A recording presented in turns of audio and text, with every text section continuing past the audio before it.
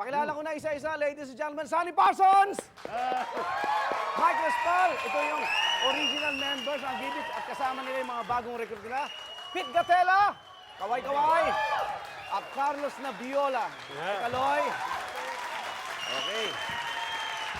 Bakit, ikaw ang promotor, no? Bakit nabuo ulit ang Gibis, Sonny? Hindi, kasi nung ako'y nagbiyahe nagkaroon kami ng World Concert Tour. Nakita ko dun sa ibang bansa na malakas pa rin yung dating ng Hagibis. Hinahanap, no? Hinahanap, oo. Kaya kahit dito, locally, marami ang nagtatanong. Kaya sabi ko, una kong tinawagan si Mike Respal at saka si Bernie. Bernie is not with us, medyo nagpapagaling siya. Okay. Oo, kasi Bernie, pagaling ka. Yeah. nagkasakit. So, ayun, we finally decided to have a reunion concert dito sa last year, ano? Was it last year? Kasama namin si Mike Hanum Paul Sampaguita. Okay. At doon nga... Nakita niyo yung responde ng tao? Ay, grabe, 6,000 yung nanood. Oo. Wow.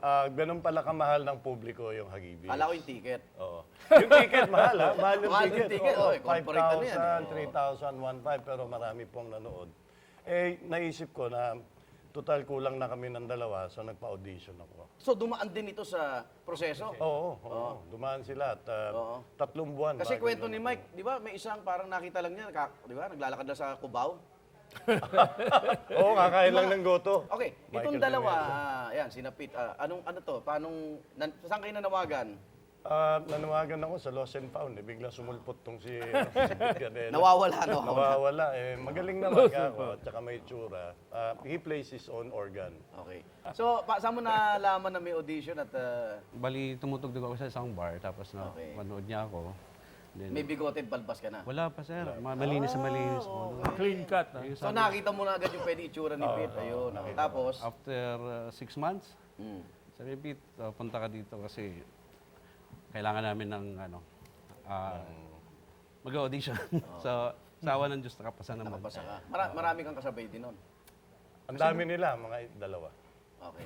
Si Carlos yung isa. Hindi, Si Carlos, Di ba naman ikaw? Second time ko na ito. Okay.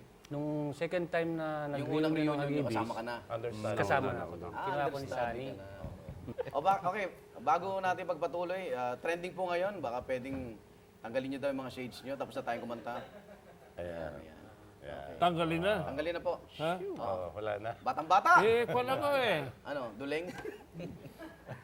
tinatago ko yung sarili ko Paano mo nakabisi si Mike, Sunny? Si Mike talaga hindi na interesado noon. But I tried my best. Pinaliwanag ko sa kanya yung sitwasyon.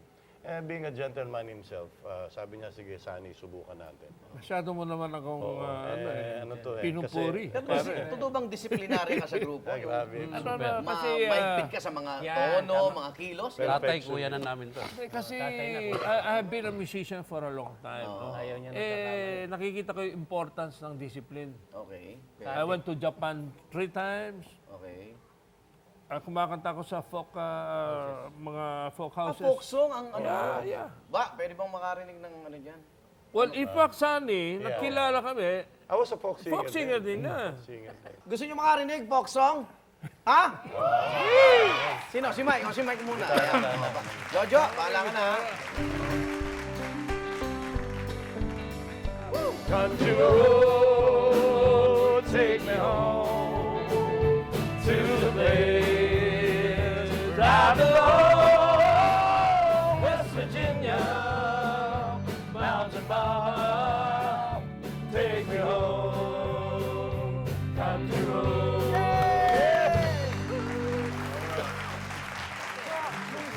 Ano ang inano sa inyong kanta? Katawan agad? Katawan. Hindi ba kayo nagdalawang isip? Teka, folk singer ako eh. Actually, pagka musikero ka, na madaling Madaling maka-adapt. maka-adjust. Originally, BST ako eh. Ano no? BST and Company. Hindi, totoo yan. Totoo yan. Bago ka nag-agibis? I auditioned for BST and Company. So, Tito Soto and Joey De Leon. Palagi kami magkasama nun eh. Siguro, sabi ng boss, hindi ka bagay dyan. Dugyot ka. Bato-bato yung katawan ko. I was a soldier then eh. Sundalo ako. So, bato-bato yung katawan. Hindi pwede, glamour ka lang. Pero apat lang kayo, hindi ba kailangan ng Yun na nga. Kompleto na nga eh. Meron ka